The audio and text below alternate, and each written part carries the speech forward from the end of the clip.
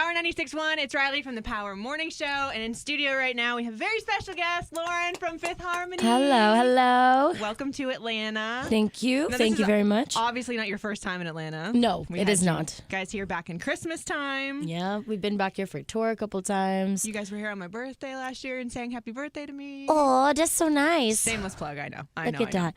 So we just dropped the new single, Work From Home. Mm-hmm. Love, love, love. Thank you. And the new album, 727, is coming out February 26th, right? No, it's coming out May 20th. Oh, May 20th. Yeah, actually, Work From Home came out February 26th. Yep.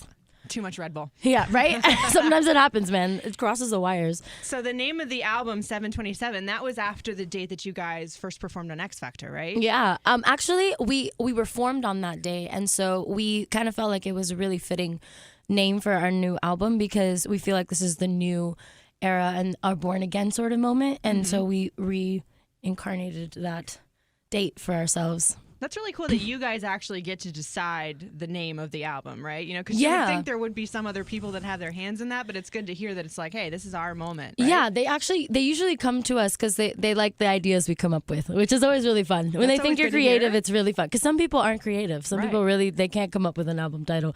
But all of us, the five of us, when we sort of like banter back and forth and we all throw out ideas, after a minute, we get to a place where we all really like something. And I feel like when it comes to album title, it's much better for us to be intimately a part of it because then it's really genuine to us, you know, which I think is what's important when it comes to music. And you wrote on this album, right? Well, we collectively wrote on like one of the choruses for a song, but for the most part, we had writers and producers who put together the stuff. So if you ever sit down to write a song, like, what is your moment? Like, do you have like a Zen moment where you like light candles and stuff? Do you have like a ritual that you do before you write a song?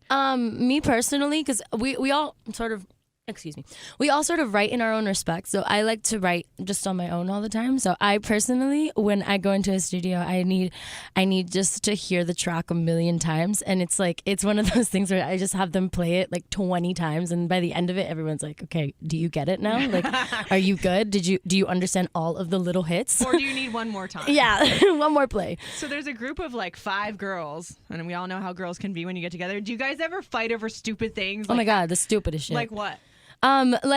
Like who gets the shower first after we're on tour and we're all sort of like we all get off stage and we're all sweaty and gross and then it's like first for shower, second for shower, like super fast, and then if someone really is disgusting that day, they're like, really, you have to call first, you got first yesterday, like, are you serious? You know, like little things like that. Well, I was noticing you guys at Jingle Ball and your outfits were fierce.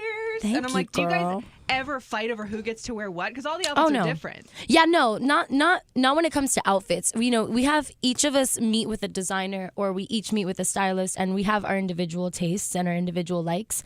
And so each stylist tailors our outfits to our own personality, and after they've had like a bunch of conversations with us. So usually the designs are pretty tailored to each girl, like, and pretty different for the most part. And I personally, like, I usually end up loving what I'm wearing, you know what I mean? So there's no room for, I like what she's wearing better. Like, you know what I mean?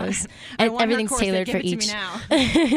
So did you catch Beyonce's Super Bowl performance? I did. That's the only thing I watched.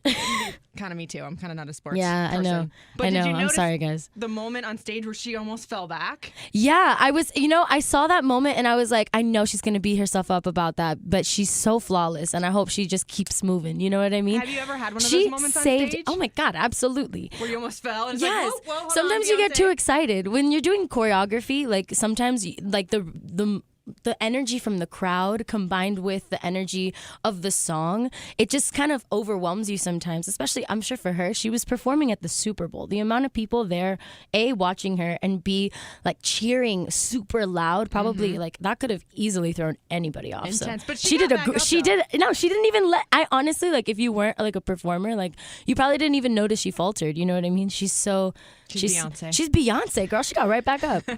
Okay, so we like to do this little thing called Riley Randoms. Okay. It's totally fun. You just got to say the first thing that comes to your head. Okay. Just whatever comes to your head. I'm sorry if it's inappropriate. It's okay. Okay. The more inappropriate, the better. No, okay. All right, so pick a booty. Nicki Minaj or J-Lo? Nicki. Nicki all the way? I mean... It's just rounder? I don't know. I don't know why I said Nicki, man. First thing that comes to your head? Dang, but J-Lo's got a great ass. They all got great asses. All right, so we'll go with Nicki. Booty. All right. If you could be a Kardashian sister, which one would you be?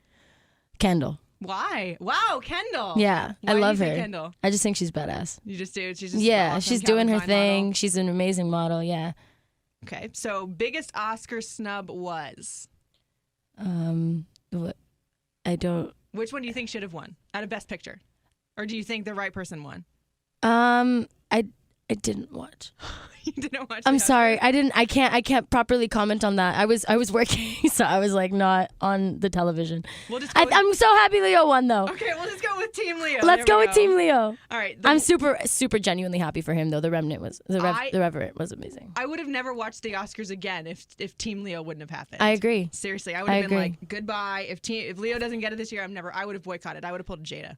No. All right. The one thing I can't leave the house without is My phone. your cell phone. My cell phone. Do you take the cell phone in the bathroom with you too? I do. I admit it. It sits there right next to me, standing like balanced on top of the toilet paper thing. No shame. No shame. No shame at all. All right. So, this is going to be a multiple choice. So, Justin Bieber's next girlfriend should be A, Selena Gomez again, B, Miley Cyrus, or C, Rihanna. I don't know. Aww. Rihanna? I agree. I would want Rihanna. That would be a good I want someone to pick collaboration. Rihanna for me. Work. All right. Well, so thank you so much for coming in, Lauren. Of the new album course. drops on April or in May. I'm sorry. May 20th. May 20th. May 20th. So Yeah. thank you so much for coming back to Thank you for Atlanta. having me.